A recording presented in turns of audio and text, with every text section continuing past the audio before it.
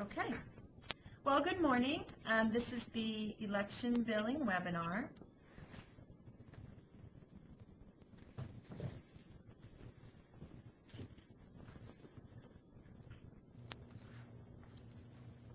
Okay, and let's just to go over a few housekeeping items first.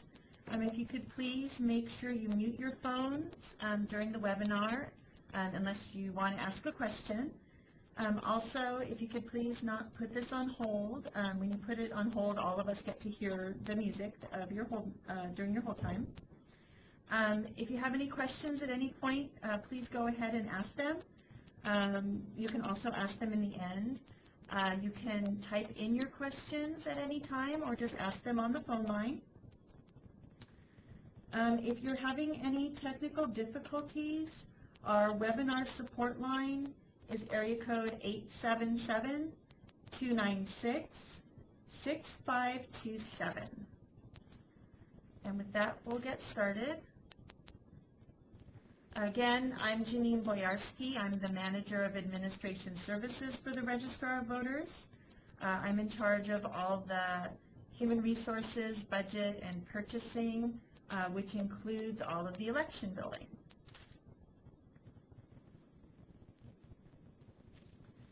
So we're going to cover, probably in a little bit of detail today, 4 main areas about election billing.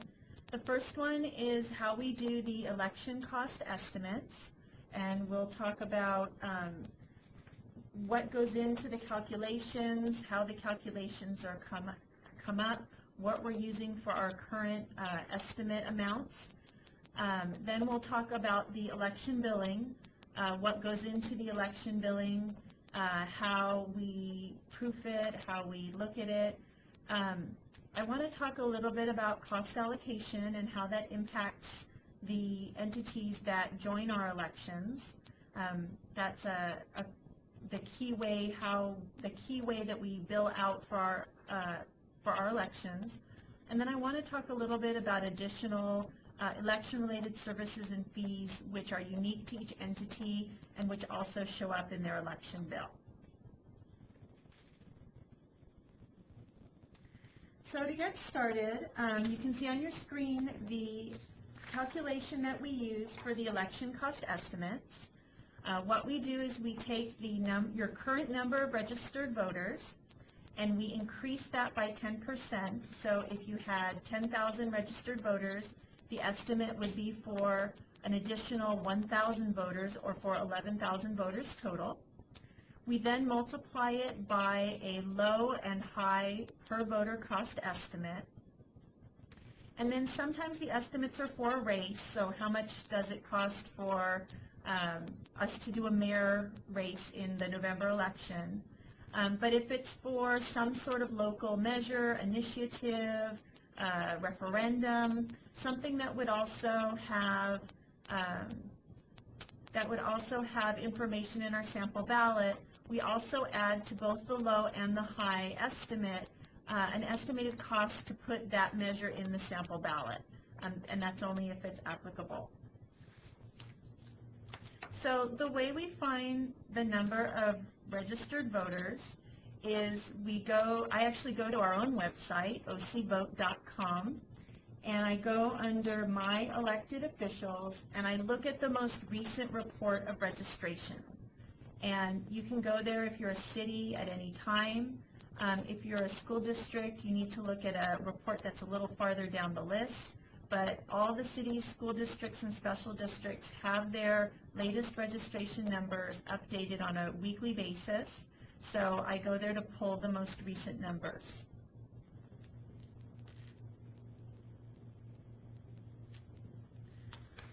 I calculate the high and low estimates by looking at previous elections of the same type. So for example, for our November 2nd, 2010 election, I looked back at our November 6th election in 26 to see what the charges were. Now obviously, we're all about continuous quality improvement at the Registrar of Voters. We're always trying to save money. There's a lot that happens between a 06 election and a 2010 election. So I try to look at what the consumer price index increases have been and try to account a little bit for inflation, including potential increases in labor wages, increases in supply costs.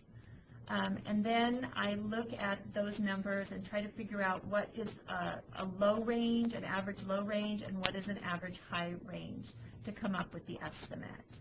And I try to give enough of a range so that it encompasses the majority of the previous election's cost per voters.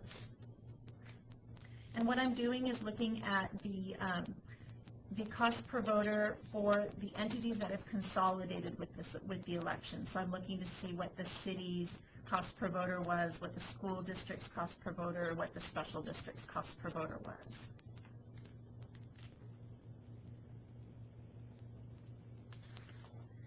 So these are some of the current low and high estimates that have been developed and the election type. We've looked for the February, June, and November 2012 at our 2008 elections and tried to come up with, potential cost estimates. As you can see, depending on the type of election, the estimates change. Typically, in general, regardless of the actual cost, but the most expensive election is a standalone election, and that's because you bear the full cost of anything that has to do with the election, obviously. The next most expensive type of election is a vote by mail, and there is a cost savings there because obviously we don't have any poll sites or poll workers. Everything would be vote by mail. And not every entity is eligible for a vote by mail election, but this is something you could check with your council and see if you wanted to do a vote by mail if you were eligible to do so. The February, June, and November estimates are in some part a reflection on how many entities consolidated with the February, June, and November elections in 2008. So in February, because it was the first time we had a separate presidential primary, we had very little consolidation, so the costs were spread among less entities. That's why that ended up being the most expensive of the elections. The June election, we did have some consolidating entities. And November, whether it's a presidential or a gubernatorial, tends to be our most cost-effective election because most of the city, school districts, and special districts are already scheduled to consolidate. And so the total cost of the election is spread among a lot more people, a lot more entities, and therefore it ends up being the most cost-effective. When you request from me, because I do all of the election cost estimates, what I like to do is send you an email with those estimates, and this is an example of what it looks like. Again, these are estimates, and just like when you're investing in a mutual fund, past performance is not a guarantee of future performance. These estimates are based on our best available data, but we don't know what's going to happen with turnout. We don't know what's going to happen with poll site consolidation, 2 years or 4 years in advance when these estimates are created. So these are just for planning purposes. In the second paragraph, when I send you the election cost estimates, I do give you the number of registered voters and the date that I pulled that information. So if you ask for a different estimate 2 months later or 3 months later, it may change if your number of registered voters changes. So that's something to account for if you're trying to compare multiple elections. I also will give you what the low and the high cost per voter estimate is that we're using.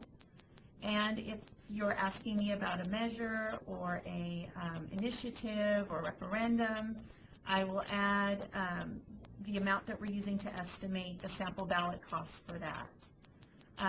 And then I try to, especially if it's a city, a school district, or a special district that's consolidating, I'm going to talk in a little bit about cost allocation, but if you have other items on the ballot, we only charge you once, no matter how many things you have on the ballot. So the only unique cost that would be in addition would be the actual sample ballot costs for your measure, referendum, or initiative. And at the bottom, I put the type of election you've asked for, the year, and the low and the high estimate. Are there any questions about election cost estimates?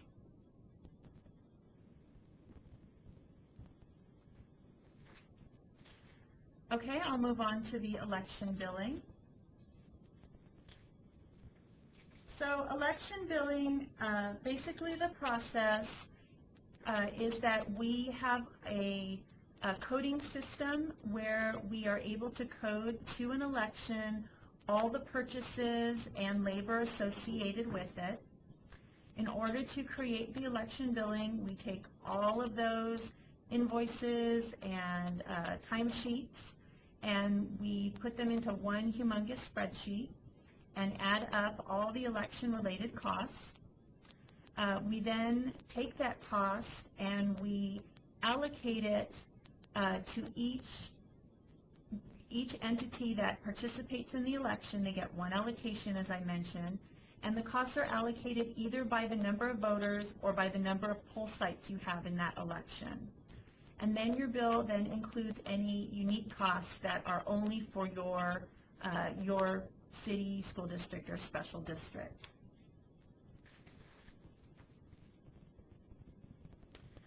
So there's two main costs that go into the election billing. The first is labor, and we do biweekly time cards, and in their time cards, employees charge their activities to the particular election that they were working on. They have the ability to charge to multiple elections, so if they spend an hour working on the June primary and 2 hours working on the November general, they can charge those hours exactly as they worked it. Also, if they're doing things that are not directly attributable to a particular election, we have a code for that also. So if they are on vacation or out sick, or they're going to a county-sponsored training that has nothing specifically to do with the election, they can also charge to not charge to the election, but charge to this other code. We also ask them to account for the particular type of activity that they're doing. So are they recruiting poll workers? Are they answering public questions? Are they packing inspector supplies? We have them account for their particular activity, in particular because certain activities that have to do with vote by mail processing may be reimbursable either to us as the county or to a city because of a state law or a federal law. And so this way we can look exactly at where our time is being spent, and then we summarize that as part of the election billing. We calculate based on actual hours and actual wages at that time. So we have a big spreadsheet as part of our election billing that shows exactly what people did. And then we take those actual wages, and those actual hours and wages includes overtime. We then take the regular hours for our permanent staff, and we calculate on top of that benefits and indirect costs. So we hire a lot of seasonal people specifically for an election. They do not get any sort of benefits, so we do not charge benefits or overtime on their salary. If an employee works overtime in support of an election, there are no additional benefits or indirects charged on that. It's just for permanent staff, straight hours worked on the election. And all those labor charges then go into the election billing. In addition to our labor, we account for all of our services and supplies, and you see all the different categories of services and supplies for each election. Again, all of those services and supplies, when they're being purchased, we have pre-approval processes. They have to be coded either to the particular election that they support, or they need to be coded to, if it's not something that's directly attributable to an election, there's a different code for that. And then all of those invoices are categorized. We put them on a spreadsheet, and all of those costs go into the election billing also. Does anybody have any questions about what goes into the election billing?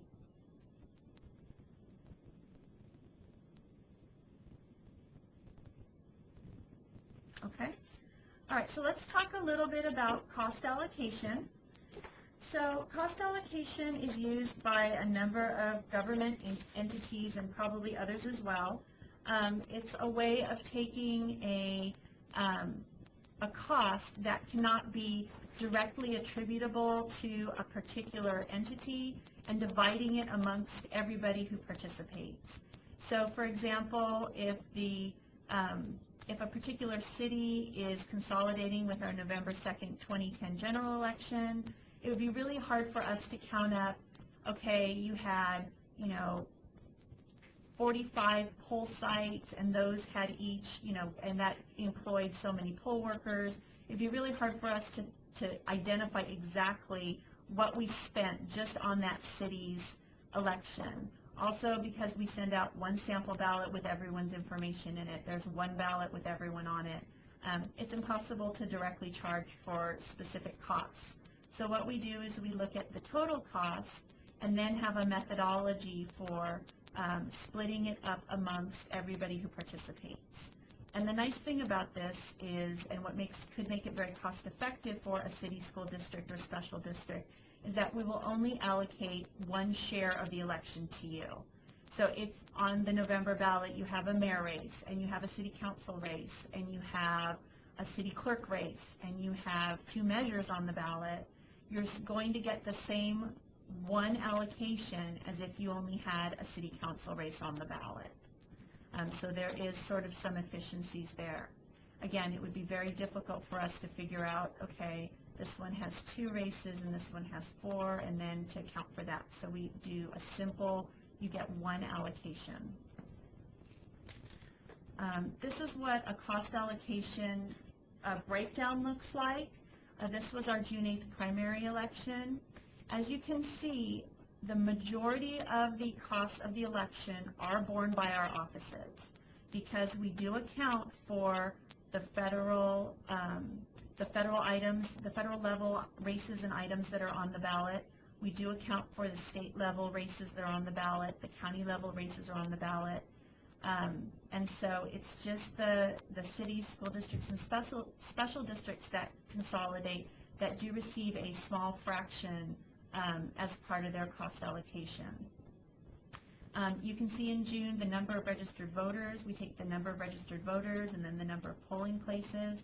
And what we do is we give the federal, state, and county governments each a full allocation. So then when it's totaled up at the bottom, you can see that, for example, the city of Mission Viejo's allocation based on registered voters was 1.2207%, a very small amount. The Buena Park School District's allocation based on polling places was 0.4112% of the total cost of the election. So that's how we calculate the allocation share.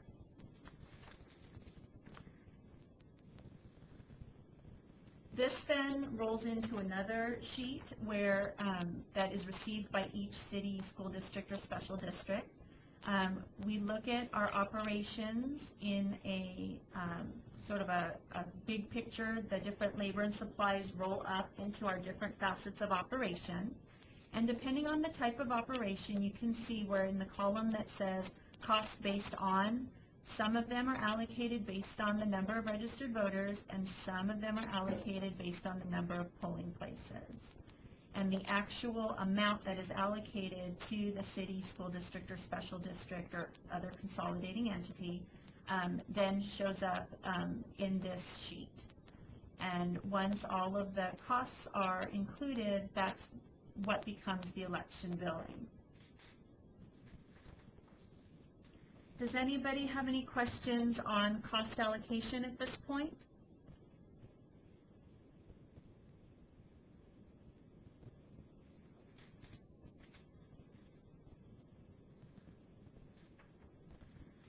Okay, so let's talk about the unique costs. There's primarily 4 unique costs that we will add to your election billing after your cost allocation.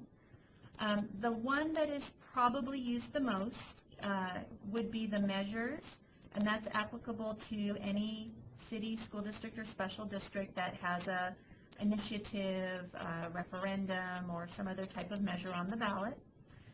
We also add for the cities their actual candidate statement costs to their election billing, so that is a unique cost for the cities. And every so often we have a map or a signature verification request that happens close enough to the election so that it makes sense for us to include that as part of the election billing. So those are the 4 types of election-related services and fees which you might see on your election bill.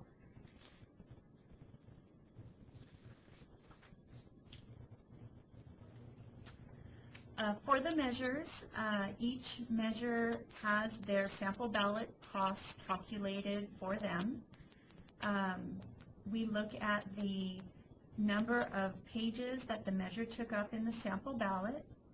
We look at the average number of pages for the type of sample ballot that that measure was in. We include the printing costs for that those pages of the sample ballot. And we also add the translation costs for translating the measure, the argument for, the argument against, any attorney review, any rebuttals. We add the translation costs for that. And there is a small amount allocated for Registrar of Voters labor, and in addition a very small amount allocated for the overhead. And when we take these costs together, that's what determines the actual measure cost. Again, we use an average when we're estimating, but in the final it depends on how many pages your measure takes up in the sample ballot, which is what determines the actual cost. Our measures are calculated very similarly to how our candidate statement costs are calculated. And I know I did a webinar talking about candidate statement costs, so that might be something, if you have questions about measures, you can compare with the candidate statement cost information. And there's a lot of similarities between how we calculate our measure costs and how we calculate our sample ballots. Again, this is what an actual candidate statement cost would look like.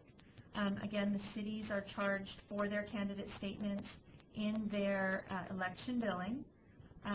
So we do the same thing. We look at exactly how much it cost us to print the sample ballots, how much it cost us to print the pages that race was on, the candidate statements for that race was on.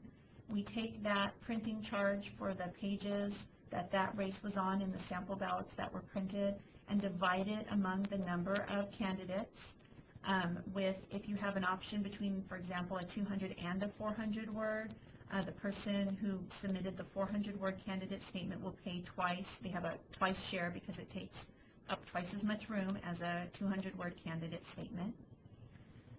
We add the translation costs for the candidate statements to be translated into Spanish, Vietnamese, Chinese, and Korean, and we add a small amount for labor. And then we total that all up and we get an actual candidate statement cost for both a 200, a 250, and a 400 word candidate statement, depending on the race.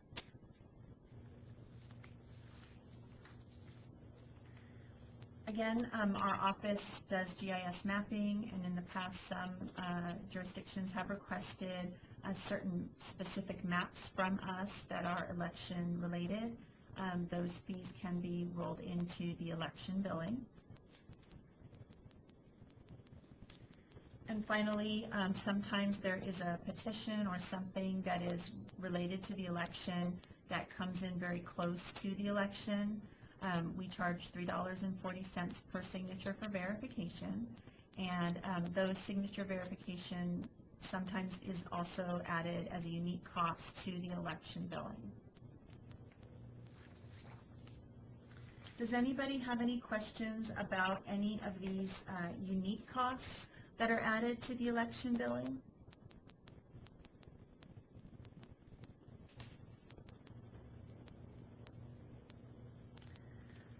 Okay.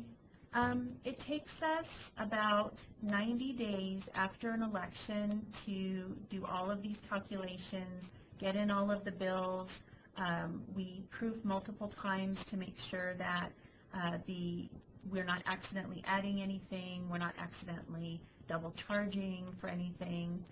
If we have any question, we take it out because we want to make sure that the dollar figure that we send you is crystal clean. Once we have the calculations, we double check all of our math, we double check that the numbers that are calculated for each of the participating entities is correct, and then we will send you an invoice with some backup. It's typically sent to, if we don't have a particular name of somebody, we will send it to your accounts payable. But it does come with backup. It has a general spreadsheet with the sort of the big picture costs, including your cost per voter, as well as a more detailed broken down spreadsheet that shows how your allocation, what your charges were based on your allocation per registered voter and poll site. So that you should receive about 90 days after the election. We are continuously looking at ways to improve our invoicing. We're looking at ways to switch over to a electronic billing software.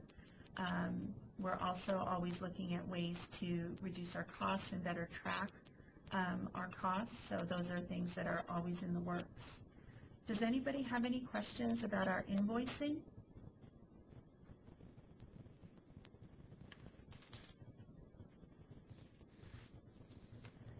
Does anybody have any questions in general?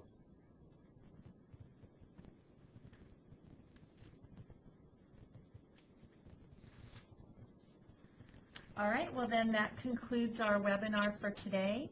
If at any point you have any questions or thoughts, suggestions, or comments, please feel free to contact me.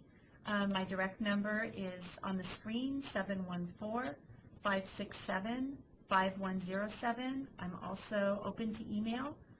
If you need any sort of election cost estimate, please call me or email me. I will get that for you. And I just want to thank everyone for participating in the webinar.